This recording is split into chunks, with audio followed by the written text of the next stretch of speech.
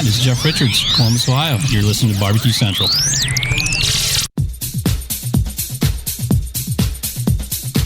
Happy to have you aboard here for the really big barbecue show. Boing. We cook because we have to, and we grill because we want to. Hit me! Fine, how's it going? You have a great show. I'm a big fan. Boing. So what seems to be the problem here? This man looks like he's dead, and he's in the crackle.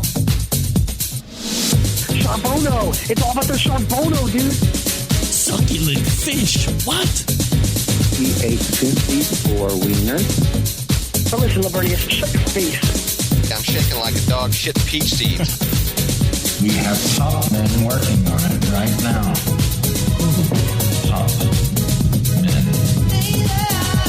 And just like that, we are into the second hour. Welcome to the Barbecue Central Show. We do it live here every Tuesday from 9 to 11 p.m., recording at the same time, giving you podcast capabilities before anybody else has done that. Still to come on this show this evening, Len Aberman of the Baseball and BBQ podcast. Hopefully, we're looking forward to that. Don't forget, you can follow me socially at BBQ Central Show on Instagram, Twitter, TikTok, and Snapchat /BBQ Central Show, Facebook, and Twitch for a live video feed. Also one over at /RD Rempe. That's RDREMPE, RD Rempe at YouTube. Coming up on the best moments of the Barbecue Central Show in 10 minutes or less this Friday, we bring you 172 episodes. Not all at once, but this is episode 172. Taking you back all the way to April 10th, 2012, when I was... That's 9 years ago, if you couldn't believe it. 9 years? 9 years ago. Somebody that created the outdoor cooking channel, Kevin Bevington, was on the show. And while I was very poor in my prep this time around for the promo, I can tell you we talked about stick burners, and in the description line it says stick burner nothingness. I don't really know what that means, but I do recall one of the initial conversations that I had with Kevin. But here's what you need to know. First of all, I harp about audio quality on the show. My audio quality, always constantly trying to refine and sound better. Guest audio quality, trying to figure out a way to have them have an in-studio sound when at all possible. It's not going to happen every time. Sometimes a guest is going to be a last-second book, and it's going to be phone. That's just the way it's going to be. But if I get enough time, we can encourage people to buy USB mics, which might seem like a dick move to some people, but realize that this is helping you sound better in all aspects of your life, not just for my podcast interview, but maybe you do a lot of Zoom calls for work. Well, now you can sound really good. You can be the sounds good person on your Zoom call. Plus, makes you sound really professional. I was talking, well, I better not say anything. I'll back out of that. I'm redacting that, retracting it. Going to go kayfabe on that. Anyway, here's what you need to know about Kevin. This guy sounded like he was in the studio way before I had such an OCD about my sound quality and guest sound quality. He sounds magical. That's number one that you need to know when you listen to this Friday episode. Secondly, if you don't know who Kevin Bevington is, back in the day, there were few pitmasters ever that accomplished what Kevin Bevington did during his real get-down time on the barbecue competition circuit. He owned the Florida Barbecue Association competition circuit. Was team of the year for Florida Barbecue Association 5 years in a row. 5 years in a row. And at that point, FBA was really in a comeuppance. There was a lot of good teams that were coming out of Florida. There was a lot of Florida KCBS rivalry. Like, Florida guys can go into KCBS contests and do well, but KCBS guys can't come down to the FBA contests and do as well as we do. A lot of macho things going on there. Also, at least 2 or 3 times within that 5 years of Kevin winning the FBA 5 years in a row, Kevin was top 10 in KCBS same year. And he lives in Oviedo, Florida, which is like Nowheresville on the Gulf side. Like literally nothing. They were building cities the last time that I was in Oviedo from scratch. It was crazy. But he was finishing top 10, team of the year, not like top 10 in our competition. Team of the year, top 10 KCBS, and he was team of the year in FBA. Team of the year 5 years in a row, FBA. Plus, he was FBA president for a run as well. And within some of our conversations, Kevin ran a Lang, and he talked in depth about how to run a Lang, how to run a clean fire, and the amount of airflow that's moving through it. I mean, there was a lot of great information we were talking about that. I think eventually Kevin moved off of stick burners and into pellet cookers when they became fashionable, solely because, you know, people wanted to get sleep. People were changing how competitions were going. They weren't staying up all night and getting blasted. So look for episode 172 this coming Friday. You do have to be subscribed to the podcast feed in order to get it. And if you have something specific that you would like John to make up for you, if you have a long-distance request and dedication, then hit John up, John, Jon, at thebbqcentralshow.com. Scott in Pittsburgh writes, Greg, as a quick introduction, you and I met once before at the Grill Fest at Hartville Hardware in Ohio. This was the year prior to COVID, and BBQ was the guest cook. I was the guy that traveled in from Pittsburgh. You'll probably be holding that against me very shortly. Oh, boy, nothing like a foreshadow, Scott.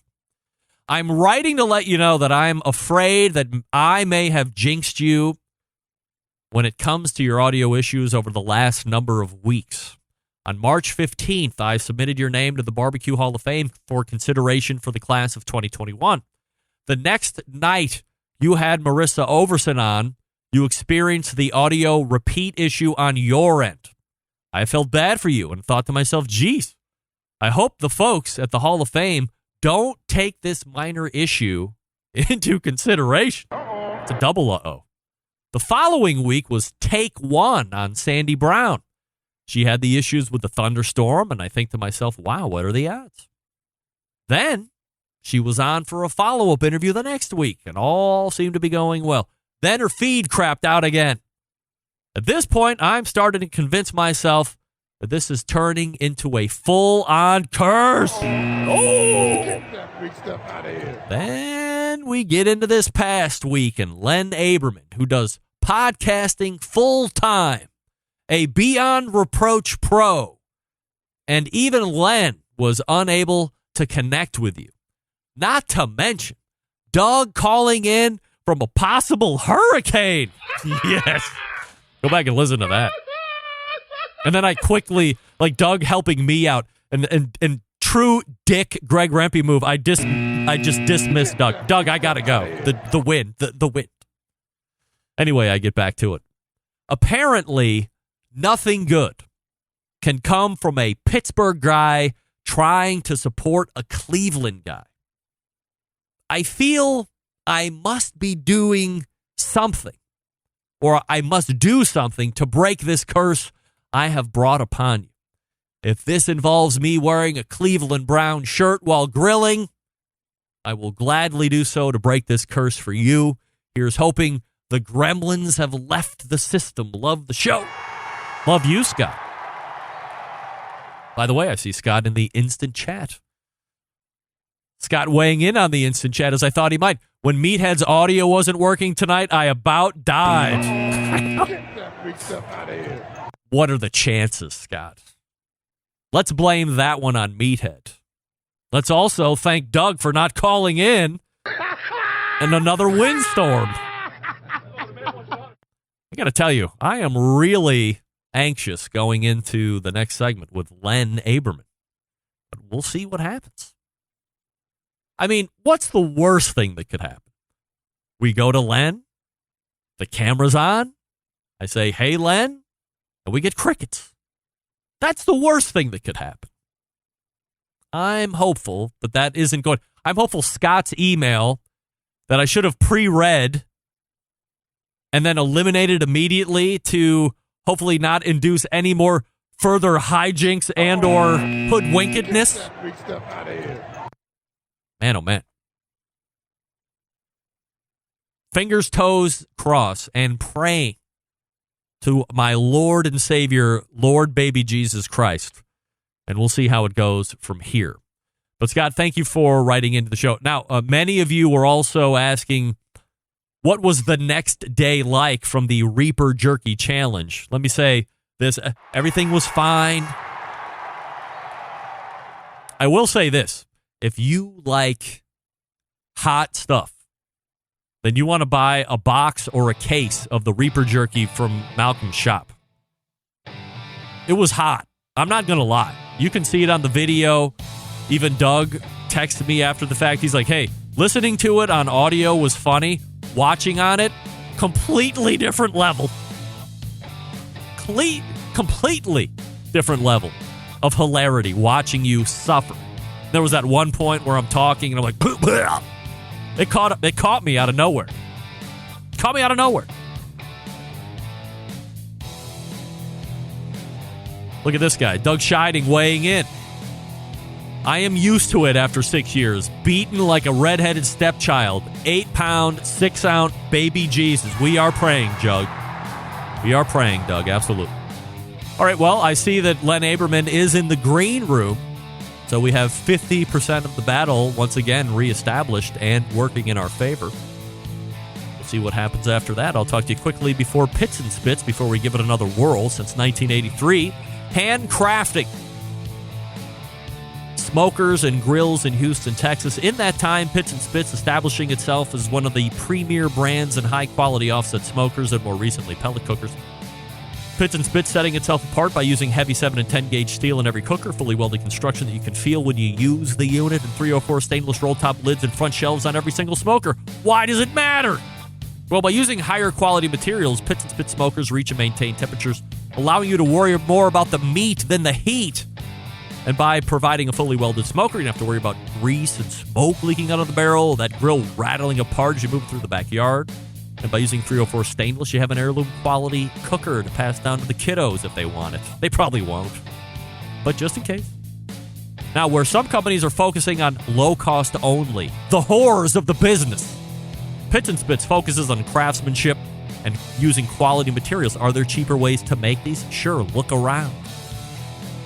But they don't like tack welds, cheap stainless, electronics you can't trust. Having in-house manufacturing gives them complete control of their design and standards. Not something you find with other products. Their steel suppliers supply material to be used in some of the harshest environments around. So you know they're going to perform in all conditions, like New York City, and Cleveland, Ohio, and Texas. The list goes on. Plus, the controllers that they use are made right here in the States. They have unimpeded transparency into the programming. Pits and Spits has a dealer network. If there isn't one close to you, give Coy in the shop a call, 844-650-6250. Whether you're backyard grill master like me or a competition cook, Pits and Spits has a product for you. You can check them out at pitsandspits.com, all spelled out, or see their Pits in the Wild across social media with our handle at Pits and Spits. Len Aberman is all I need to say. Stick around. We'll be right back. You're listening to the #1 most downloaded barbecue and grilling podcast anywhere. The BBQ Central Show.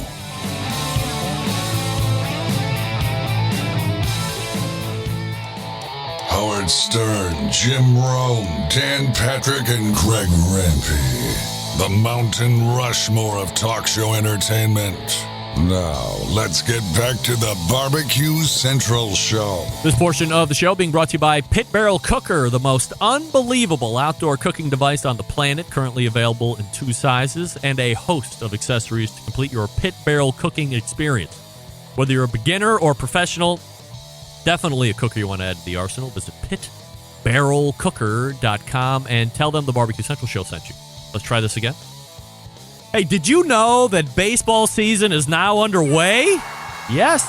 Since the last time I did, Cleveland Indians have strung a fairly nice win streak together before a loss last night. Did you also know that barbecue goes great with baseball? Well, it does. So much so that my next guest made a podcast that covers both topics, and we are ready to talk about both during this segment tonight. So let's go ahead and race to the hotline and welcome first-timer and co-host of the Baseball and BBQ podcast, Len Aberman, joining me. Hey, Len! Hello. We've done it, Len! How about that? Yes! New York and Cleveland mashing together. All right, so we can just call it off. That's the show. Everybody, good night, everybody. Thank you very much. All right. Thank God we've done it. And away we go. Away we go. Len, thank you for joining me and backing me up in successive weeks. By the way, Len's podcast, as I had mentioned, Baseball and BBQ, and you can find them over at their website, baseballandbbq.weebly.com. We'll talk about that in a second. Let me tell you something, Len. I was listening to your show, as I do in the mornings, as I'm getting my run in against my better judgment.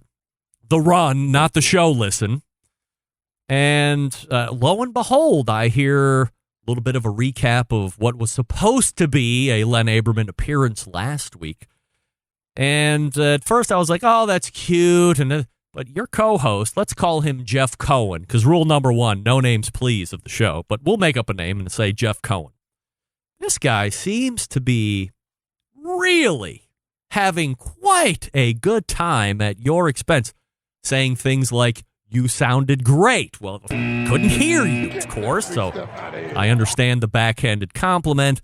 And, look, let's be honest, Len, between you, me, and the fence post, everybody knows that listens to that show.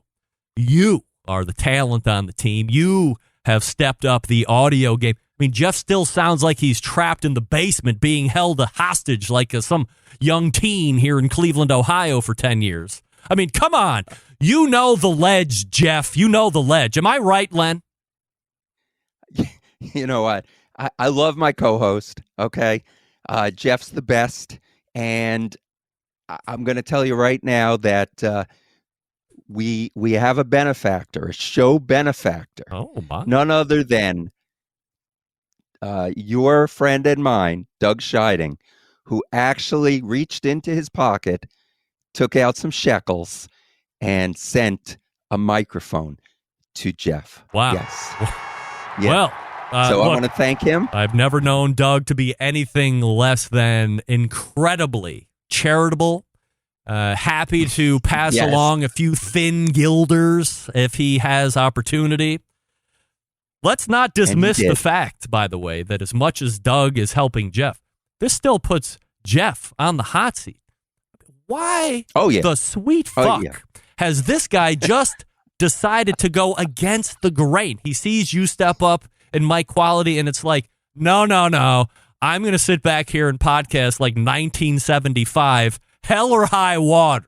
I mean, have you not had conversations about, hey, it's a pandemic, Jeff, let's step up the game and help people's sickness and try and, encourage them to not decide to pick death upon listening to the show during when you talk?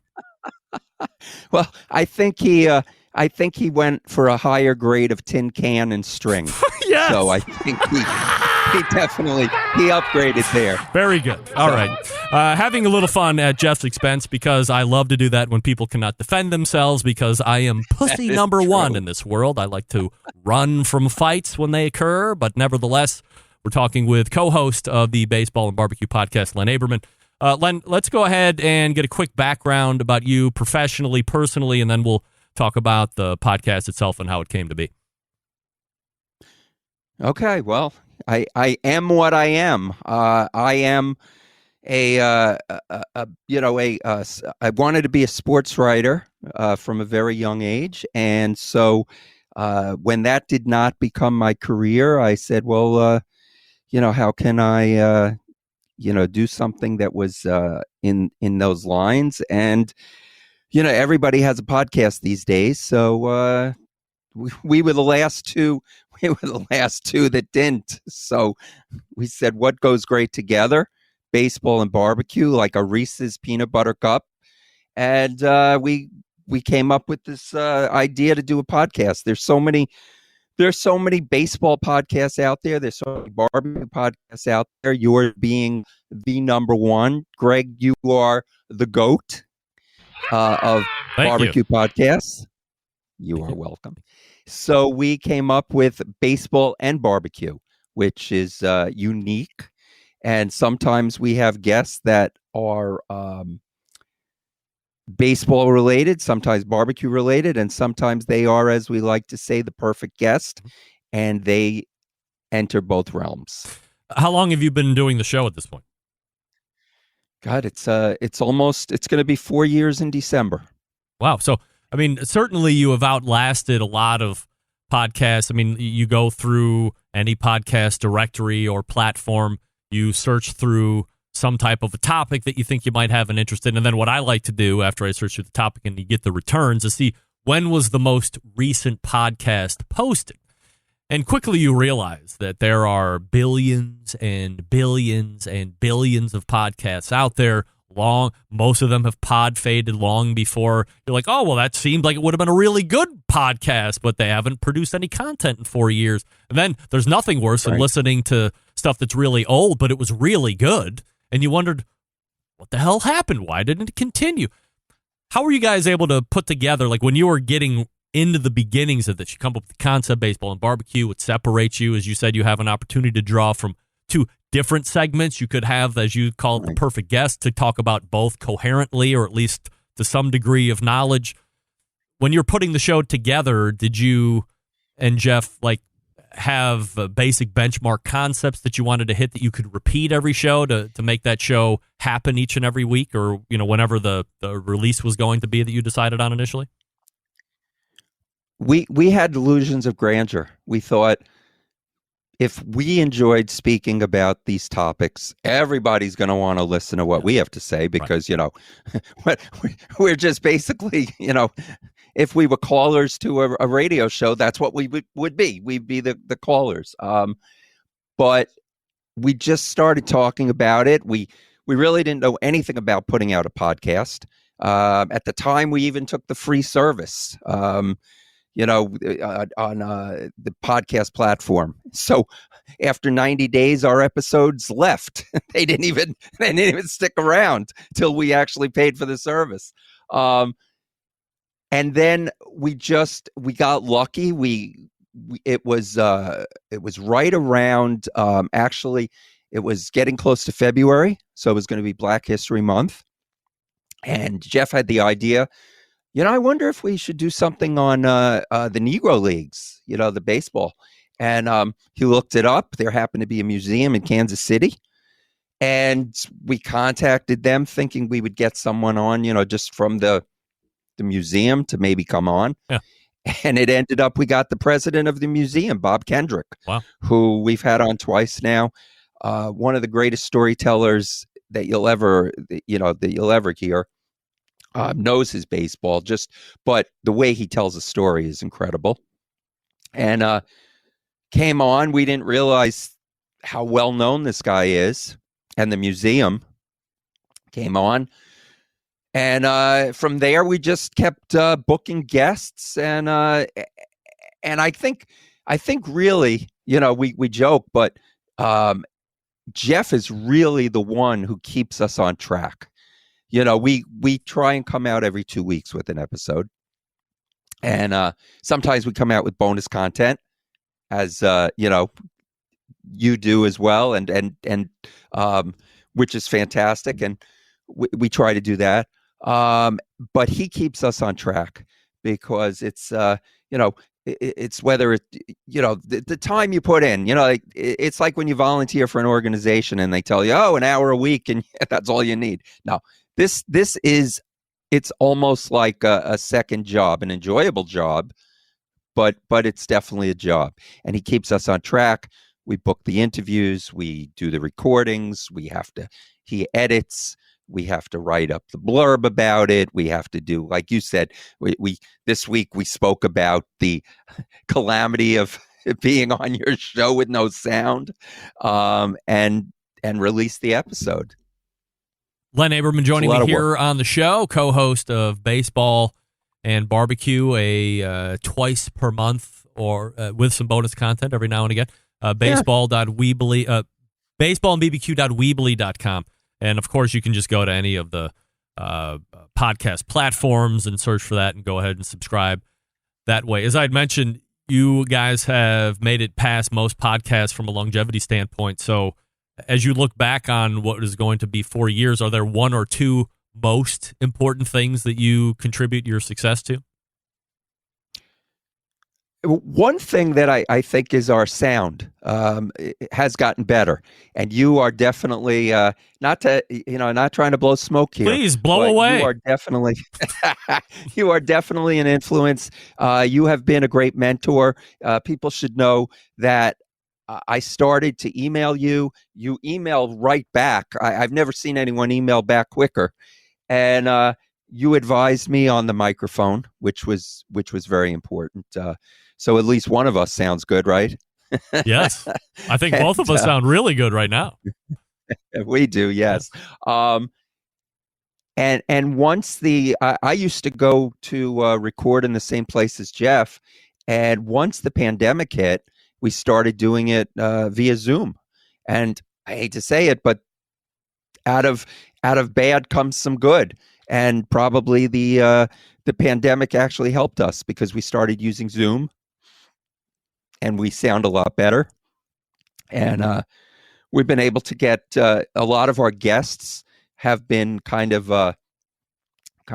recluse, right? Available. They can't go anywhere, right? So they're available. I mean, we had we got Wayne Randazzo, who was the Mets announcer during what would have been baseball season, because he was sitting at home. You know, there are certain people that we've gotten on because of that.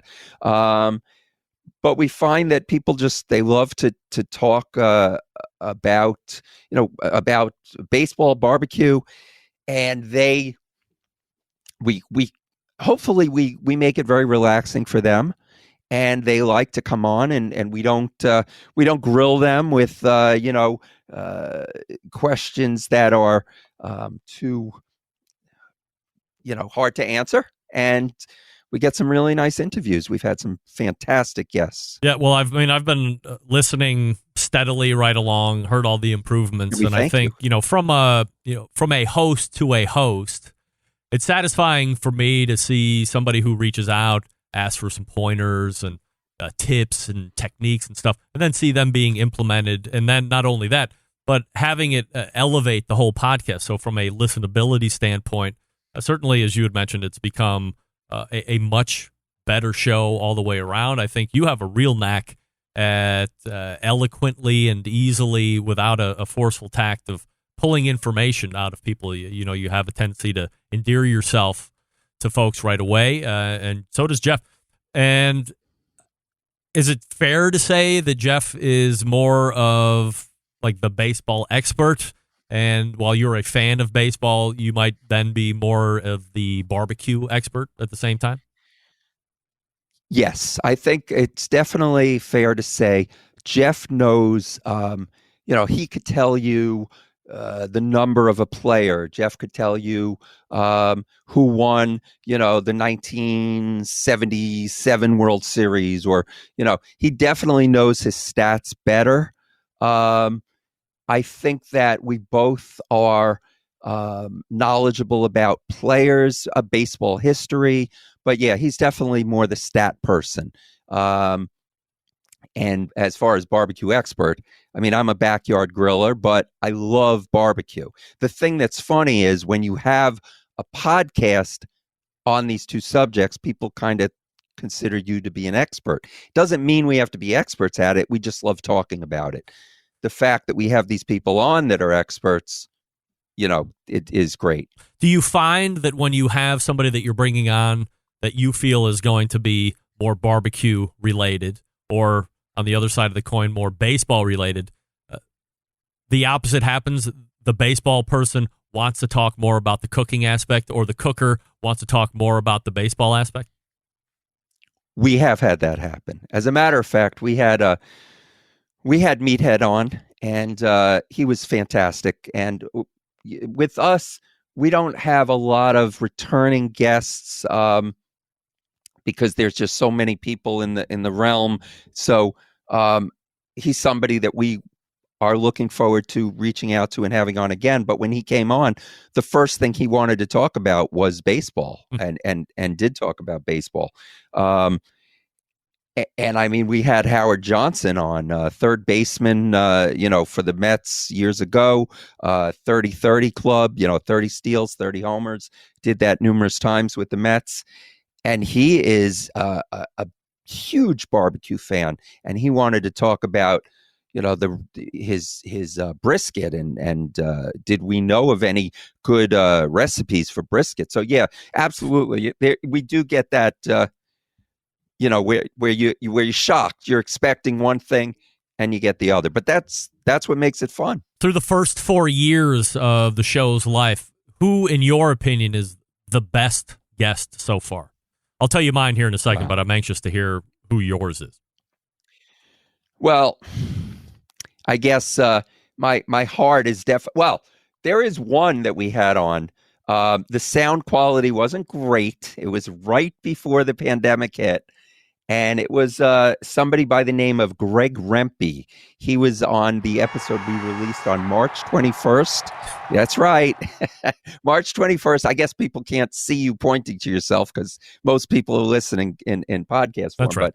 But March 21st of 2020, you were on, and we were grateful for that. Unfortunately, the sound quality, I'm sure, was not to your liking. But then after that, we started to improve. But I would say probably Bob Kendrick, just because he was the first guest, and the man is he's just incredible. What he does for the game and just what he's doing for that museum in Kansas City is unbelievable. But and then, of course, we had Doug Scheiding, who has become friend of the show. I'm sorry. Last week he came to my rescue, tried to, call from a tornado apparently, but Doug's great, and he's now kind of become like a guest co-host. I think he's been on our show 250 times or something roughly, like that. Yes. We've had Tim Kirchin was a great interview. Robert Wool, from Arliss fame. He was a lot of fun. My favorite. I'm going to tell you right now. My favorite. Go ahead. I'm not bashful to say. It was unbelievable. I was so impressed that you guys were able to land him. One of my favorite baseball personalities, players, and managers of all time. Bobby freaking Valentine. Holy crap. Yes. Now, look. Yes. I'm going to sit here and kiss your ass for a minute. I thought for sure I would be ahead. able to hear nervousness and tension. This is not your run-of-the-mill hack, single-A douche coach. I mean, this is Bobby freaking Valentine. Incredible high school player, incredible pro player, incredible manager, legendary manager. And the way that you guys handled the interview was incredible. A lot of great questions. He didn't seem to be bothered. I was always wondering, at what point. I heard there was a time frame that was definitively set at the front, right. And being a sales guy, yes. Whenever that happens, you set the timer, and as soon as that hits, you're like, okay, should we finish, or do we get some more time? And then you wait for the customer to gauge what you're supposed to be doing at that point.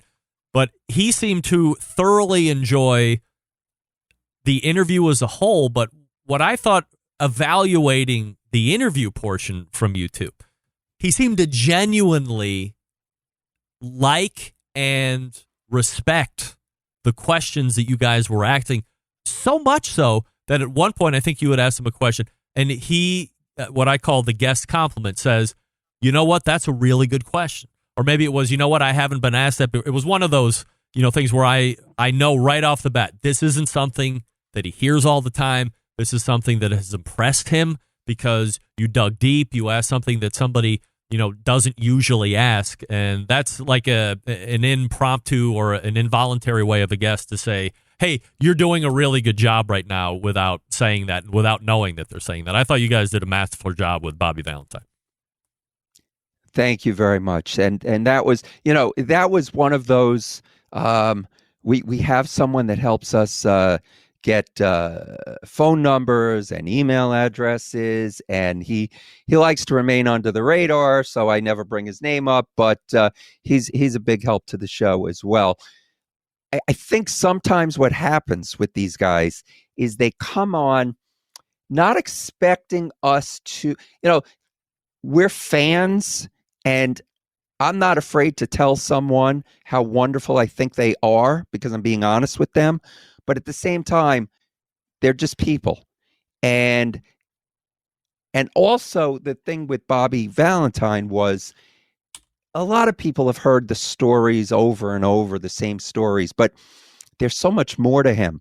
And you do a little research. And I think the question you're referring to is when I asked him, because he was injured a lot. I mean, this was a guy who was an incredible athlete. If he didn't have these injuries, he could have possibly been a Hall of Fame player. But he's also known as being an incredible manager. Mm-hmm. So I asked him if he didn't have these injuries, would he have then, does he think he would have gone into managing? And I think that was the question that made him give pause. And he said, that's a really good question. But we also asked him about he was a ballroom dancer. He was like a champion. That's right, world dancer, champion ballroom dancer. Wow. And who knows that, right? I mean, that's not something that you think of Bobby Valentine. So we like to get to ask the guests questions, things that they're not going to just talk about all the time. And it doesn't have to be something that's controversial. It's just something that is unusual or, that people want to know about. So I really appreciate what you're saying. That was a lot of fun to interview him. Guy the Cooking Sam is coming in with this question. I don't know if you can see it scrolling down. Lenny Dykstra is fun. Is there any way we're going to get nails on the show, Len? Any way we're going to get nails on Baseball and BBQ? Jeff and I have a bucket list, okay? And I'll tell you, at one time you were on that list, but you are now, we got to you. And so Lenny Dykstra is definitely on that list. We're going to reach out to him. He's done with the Howard Stern show, apparently. I mean, I haven't heard him on there recently. Does that give you a pause to know how his appearances were on the Howard Stern show? Or do you think that that's just a personality that he is putting on, and if he was on Baseball and BBQ, you would get a more reserved and professional nails? You know what? I think it gives Jeff pause maybe a little bit.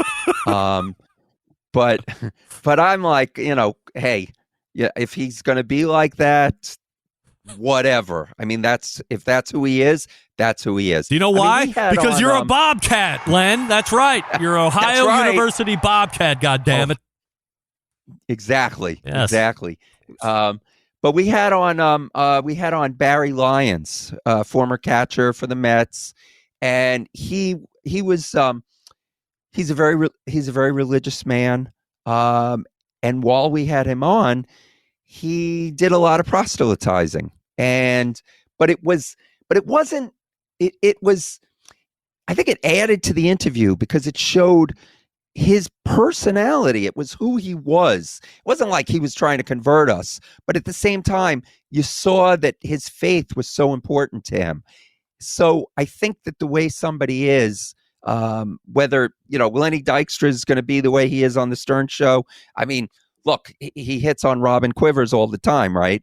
I don't think he's going to hit on either of us. So I think, but I'm willing to take the chance. And if he is that way, that's fine. If he's not, it's fine too. But I would definitely, Sam the Cooking Guy, if you could get us Lenny Dykstra, I will get more people to subscribe to your channel. All right. Who's number one on the bucket list right now that we need to cross off? Whew. I really want to get Willie Randolph. Oh, wow. Willie. Not that I think that he'll... Not Dave Winfield? No, I mean... Greg Nettles? Like to get Dave Winfield. Goose Gossage, Ron Guidry, Dave Righetti? George Brett. Yes. George Brett's on the bucket list. I bet I could help you get George Brett. I know Meet Mitch. They're like neighbors in Kansas City. Then I would appreciate that. I could probably make that happen. The thing about thank you. All right. That'd be great. The thing about Willie Randolph that I love. As a matter of fact, we interviewed a guy, Eric Sherman, last night, who's an author. And he knows Willie Randolph. And I said to him, I'd like to get Willie Randolph on. I just want to tell Willie Randolph what a raw deal I feel he got from the New York Mets. I think he got a raw deal, and the fact that he never got to manage again, I think sucks. So, can I say sucks on your show, Yes. Greg? Yes, you can swear, too, in front of it if you want to really hammer your point across. It's up to you. No, I know. I'm a listener. I know. But I know that I just want to get Willie Randolph. I mean, obviously, we'd want him for more than 5 minutes, but I want to be able to tell him that. So he's on the bucket list. But yeah, George Brett is definitely on the bucket list. Dave Winfield would be great. But we don't need to get name players either. You know, we have on, we had Mark Littell. Now, Mark Littell played for Kansas City, actually played with George Brett. Mark Littell has a company now. They make protective cups. The name of the company is Nutty Buddy. Okay. He takes fastballs from a pitching machine right to the cojones, okay? Using Nutty Buddy. Wow. All right. Product testing to its ultimate level. Holy moly. Exactly. We had him on, and he was fascinating. He was great. We've had Kurt Bavacqua on. Okay. Another just great interview. We don't need to have a guy. Yeah, it's nice, of course. It helps our numbers, of course, because, you know, you get more listens for the episode. But it doesn't have to be someone with a big name. These guys have great stories to tell, and we just love talking to them. Baseball or barbecue. I mean, we've had great barbecue guests as well, you know. Len Aberman joining me here on the show. You can subscribe to their podcast, Baseball and BBQ, on all the podcast platforms. Last question before I let you go tonight, Len. What's the best bar, in your opinion, on Court Street in Athens, Ohio? Oh, wow. It's been so long since I was there, but the pub, gotta be, right? Because if I remember the food at the pub. Pub right? Burger. Pub Burger was insane. Yeah. Yeah. And then the aquarium night with the big fishbowl beer glasses. Look out. There have been plenty of night I don't remember passing out in the pub. I can tell you that. Wow. Yeah. All right. Len Aberman joining me here on the show, co-host of Baseball and BBQ. You can find him on all the podcast platforms. So if you like baseball and barbecue, or them independently, and might learn to like the other side of that if you don't know it keenly, subscribe to the podcast and get together, Len. Really appreciate the time and the insight, and we'll have you on again soon. Thank you very much, Greg. Appreciate it. You got it. There he is, Len Aberman, right there, the co-host of Baseball and Barbecue. Great info. Great insight. Love when guys have a passion for something, turn it into a podcast, and then they can make it live for longer than 6 months in a year. Not only that, because there's a lot of crap that has lived for longer than a year, but have refined the process. There's plenty of podcasts out there that sound just as crappy as they did from day one and seem to have no desire to fix it at all, ever. Baseball and Barbecue, not one of them. Stepping it up. So we wish them continued success. Len Aberman, Jeff Cohen. Jeff taking it at the beginning of that interview. Unmerciful. How dare we? Let me talk to you quickly about Primo Cookers before we get to the open segment.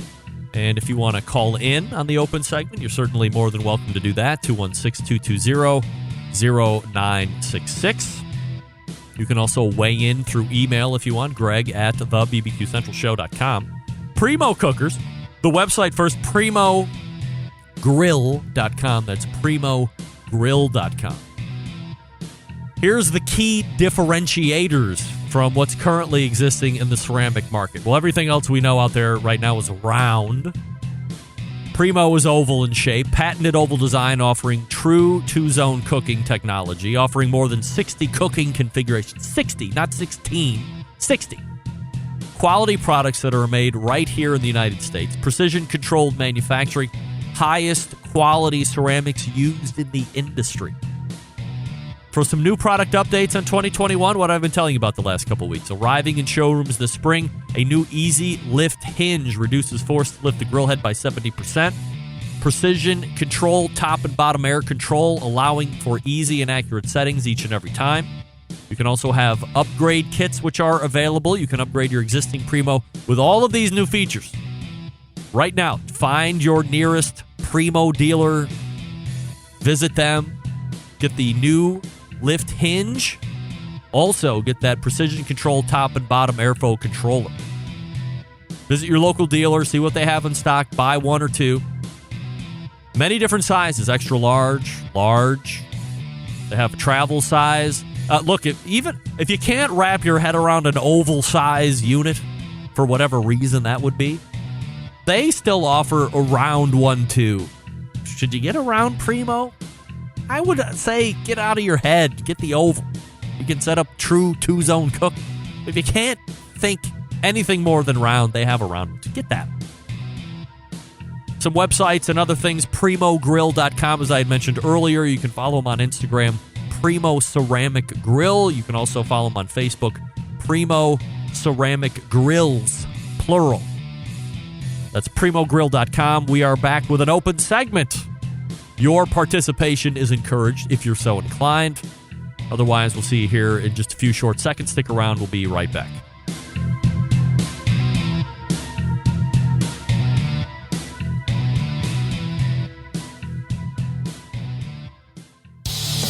Celebrating over 10 years of prolific and unparalleled live fire barbecue and grilling talk. And yes, it's still being done from Cleveland, Ohio. You're listening to the Barbecue Central Show. Welcome back. This portion of the show being brought to you by Smithfield. Two different websites, smithfield.com to get grilling tips and tricks this season from Chris Lidley, Darren Worth, Ernest Cervantes, Charles Cridland. Smokin with smithfield.com to enter your first place rib and pork finishes throughout the course of this competition year. Brag all around, especially if you're a committed cook.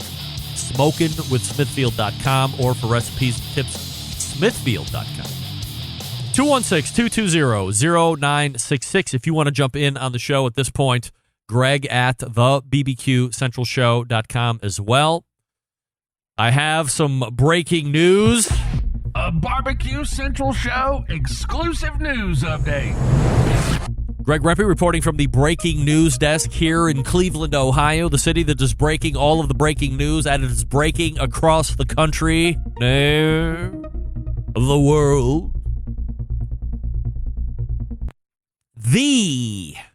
By the way, Diane, you might want to tune out. This is the book I was talking about. I'm prepping you. Are you ready? I'm like Bob Barker. I'm starting, I'm stopping. I'm starting, I'm stopping. Forget about it. Some breaking news right now. The horse meat book of a generation has found its way into my very hands over the past couple days. And I am giving peace and love. Peace and love. Peace and love. Peace and love. And thanks to show friend, sometimes contributor, Stover Harger III for sending it to me. Stover, we love you. Love you. It very well might be the only copy in circulation today. It is entitled, for your listening pleasure, Processing, Cooking, and Buying Horse Meat for Human Consumption. Think I'm kidding? I'm not. Here's the book. Right here. And if you didn't notice, that's how much it cost. 25 cents. If you think that this is some kind of joke, no. There's text right here. Oh, look. You might be saying, hey, Greg, that's hardly a book. It looks like a few white papers strung together. Well, look, there's a binder there. There's back. There's cover. There's an inside right here. Copyright 1952, if you can handle it. What? I said 1952. This is a real publication brought to you by the wisdom of Leon Kenny. Now, you might not know anything about Leon Kenny. let me bring you up to speed on Leon. Mr. Kenny, by the way, as I read to you, this was dated back in 1952. Mr. Kenny, a freelance writer and former newspaper man. Like, if you said that nowadays, newspaper man, to like anybody 25 years or younger, 30 years or younger. If you said, oh yeah, my dad's a newspaper man, do you think the next thing out of somebody's mouth would be, what the hell is that? What's a newspaper man? What does that mean? Anyway, Mr. Kenny, a freelance writer and former newspaper man, is at the present time actively engaged in the retail horse meat business. Because it was a thing in 1952. His book is the product of nearly a year of intensive research into the correct methods of processing, cooking, and buying horse meat for human consumption. Gang, you didn't think it was real. You thought I was nuts in a coop. There's a book, and it's right here. Right here. For back then, a whopping quarter. So what I thought would be a grand idea, and it's not that I want to keep Diane Me away from the show. Absolutely not, and I say that with peace and love, Diane. I don't want you to leave. But I thought, hey, this book is just about my length, numbering in almost 17 pages. And I don't even know if these qualify as pages because they're not as like long, dimensional as a regular book page. But for the sake of argument, because most of you are listening through podcast anyway and not seeing the video of what this book looks, it's like a little mini book, a kid's book.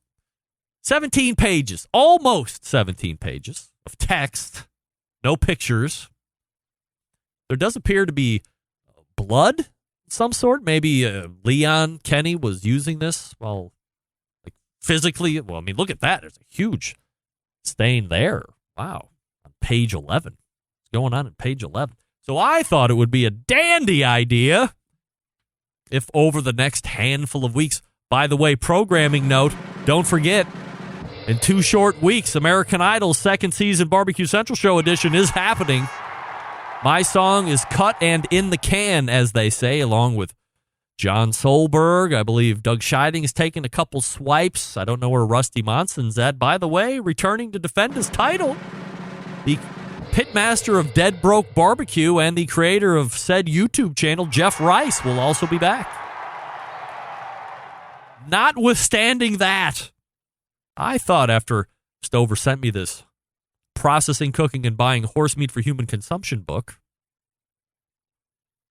why not over the next handful of weeks, Grandpa Rempy read the children a few passages in this book? Why not?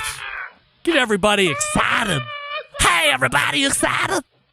Maybe I should read it as Harry Carey. I think I'm going to. Hold on. Let me go on over to the Grandpa music. So I said, hey, why not read a couple passages every week until we blast through page 17? Could take 17 weeks from now. You got anything better to do over the next 17 weeks than listen to a passage or two from the preeminent book on the class subject? Processing, cooking, and buying horse meat for human consumption by Leon Kenny? No, you don't. Don't even lie. You have nothing better to do. We're still under COVID quarantine to a degree. So you got plenty of time, Jack. So just sit back, relax, and listen to what's happening over here. Now, turn this off. I don't want to be distracted at all. Allow me to read the first passage for you, if you will allow me the opportunity.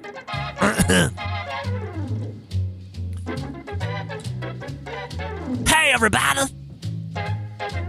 Welcome to story time about horse meat. Yeah. Passage number 1. What this book is about. Okay. America is a nation of meat eaters. A nation where the Sunday roast is as traditional as apple pie. But today, with beef prices at astronomical all-time highs and quality correspondingly low, the Sunday roast has rapidly disappeared from the American table. Hey! That's a disgrace. Okay. It has been replaced with all manner of substitute. Dishes concocted with eggs, cheese, macaroni, hot dogs. In some homes, however, where the economic pressure is greatest, or the spirit more daring, the Sunday roast has reappeared on the table. Success. But instead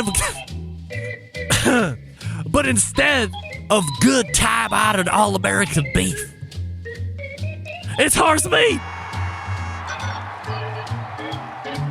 In many other homes, distraught housewives forced to deprive their families of the nutritional value of a diet rich in meat and meat products regard those who enjoy horse meat with a curious yet envious eye. These women. What? In 1952, they're starting book chapter with these women. I continue. These women find it difficult because of sentiment, prejudice, or lack of factual information to accept the idea of horse flesh as human food. Hey!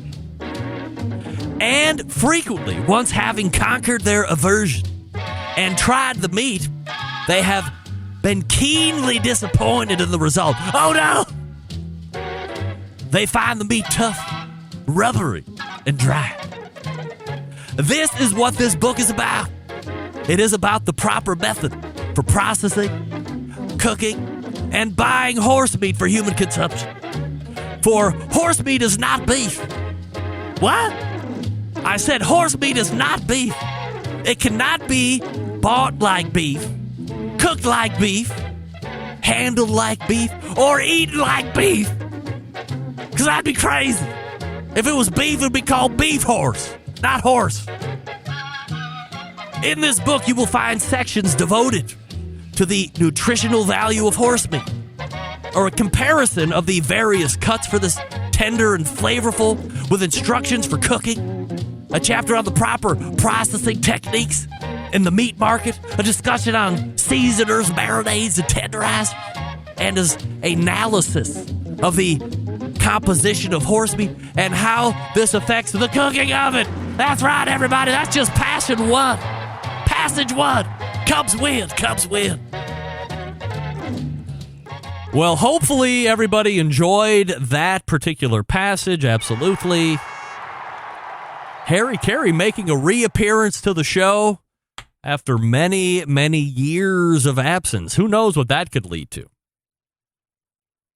And the good news is this, gang, there's only 16 more pages left. What? I said 16 more pages. Plenty of weeks of horse meat education coming your way. And back in 1952, you could pick it up for only a quarter. Don't take any wood nickels back then, but you could have gotten it for just a quarter, believe it or not. Also, speaking of the Barbecue Hall of Fame a little earlier with Meathead, I have some information in that regard, some programming notes to pass along. For the second year in a row, if you can believe it, we will announce the 9 semifinalists live. I said live here on this show. We'll do it live. That's right. We'll do it live. Do it live. Right, I Bill. I'll write it and we'll do it live. All right. We will announce the 9 semifinalists live right here on this show. Yes, we'll do it live on a special live edition of the Barbecue Central Show on May 5th. Then, notwithstanding that, a few weeks later on the 20th, we will have the third year running Hall of Fame members announcement. that also will be a live show. We'll do it live. We will do it live. Do it. Also, we will announce the names that make it into the legacy class of 2021 as well. So all of them will be going in at the same time. So mark your calendars now. Those will not be on Tuesday, as a matter of fact. I'm going to help you out right now. We are in April, so May 5th is a Wednesday, following it up on the 20th, and now that could be the 26th. I'll have to double check that. Give me 1 second. Let me type Emily Park's name into the Googles so I can pull it out. All right, I was incorrect. So it's going to be the 5th of May for the 9 semifinalist announcement, and then 3 weeks after that, on the 26th, we will be announcing the actual class of the Barbecue Hall of Fame, both legacy and voted on members. So from that semifinalist of 9, 1/3 will make it in. So mark your calendars for the 5th and the 26th of May, both Wednesdays, both live show, in addition to the live show the night before on Tuesday. Very exciting. Lastly, I want to pass along some Green Mountain Grill news / controversy.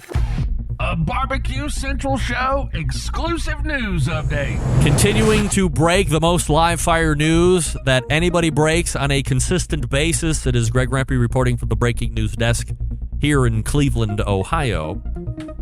Look, there's a link going around. It's a legitimate link, by the way. I'm getting ready to pull it up and show you here on the web, or here on the live feed if you're watching it. If you go to Costco.com, you've heard of Costco, right? I'm sorry. If you go to Costco, you will see a Green Mountain Grill Jim Bowie Prime Plus available for sale. You have to sign in to see the price, for members only. And there was plenty of scuttlebutt going on Facebook going, hey, when did Green Mountain Grill throw the dealer network concept out in the garbage, and now they're pulling through big box stores? They said they would never do such a thing. Blah, blah, blah. Well, not jumping on the bandwagon before I had all the information.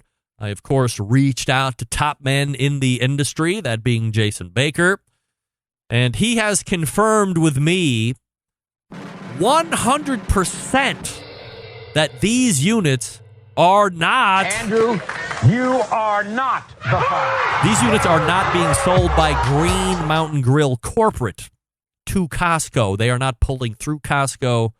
They, as a corporation, have nothing and no relationship with Costco. Have they talked a bunch of times? Do they probably know each other? I'm sure.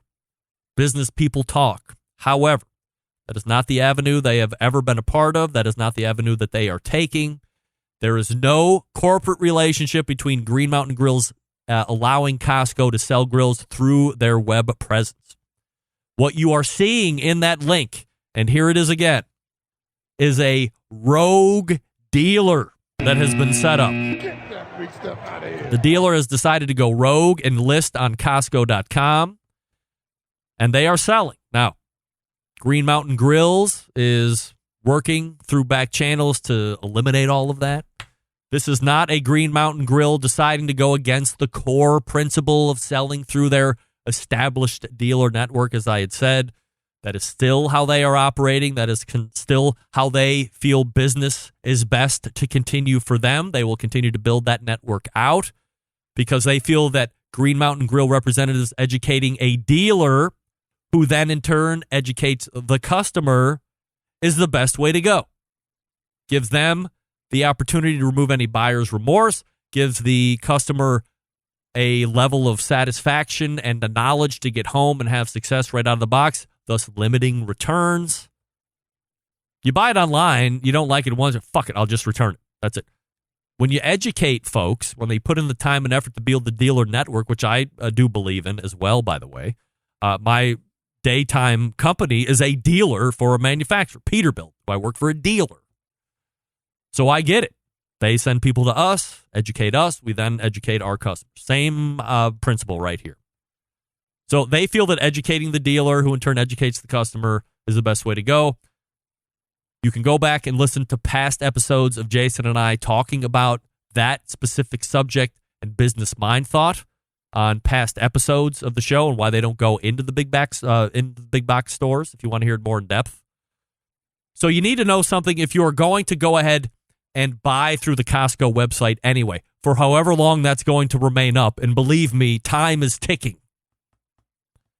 If you buy one of these units on this website right now, the Costco website, or through the Costco website, there's a very good chance that if something happens to that unit because it wasn't purchased through legitimate channels, that it will not be covered under warranty if something goes wrong with it. So keep that in mind.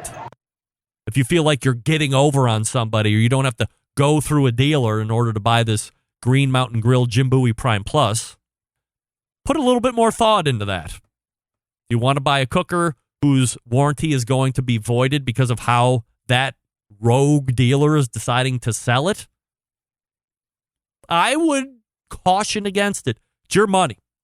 It's free will. It's capitalist society, all that, whatever. I would advise against it. But it's certainly up to you. But know this.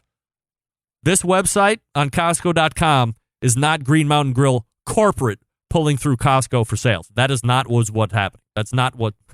What? That is not what's happening here. They are continuing to hold to the core principle of developing a dealer network. All right. Let me quickly talk to you about the restaurant challenge that is going on through Certified Angus Beef still. Very easy to take part in.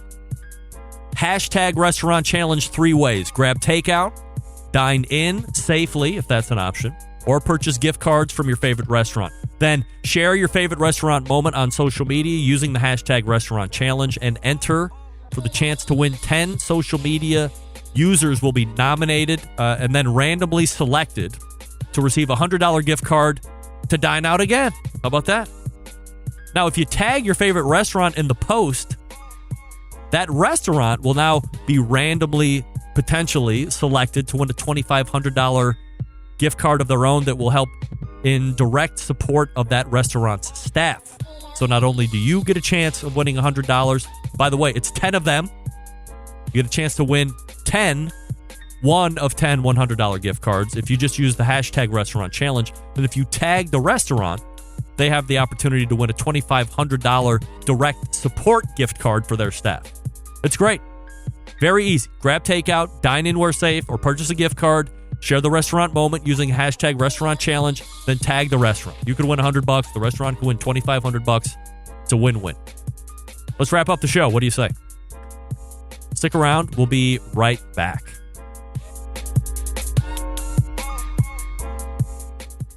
Whole packers, full racks, legs and thighs, injecting butts. If you've never heard this before, you might think you found the best XXX show ever.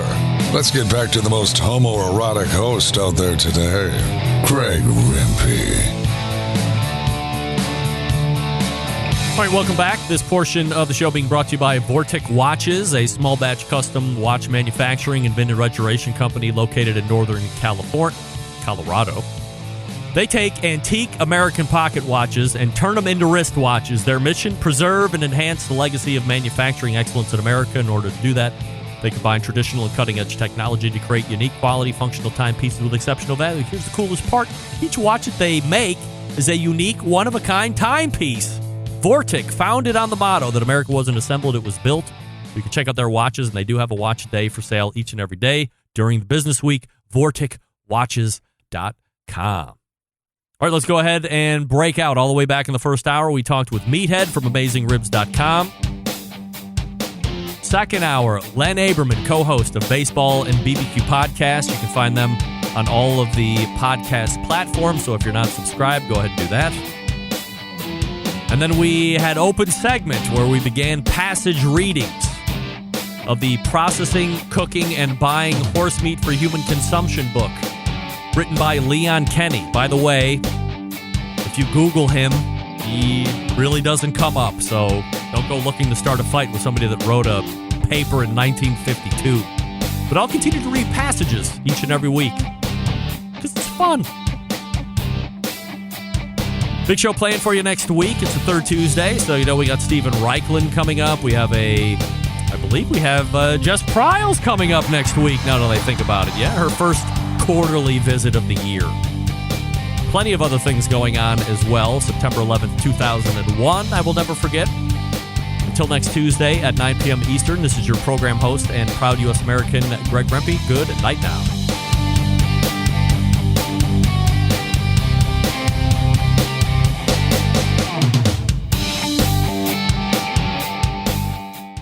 This is Jennifer Palamas from Charlotte, North Carolina, and this is BBQ Central.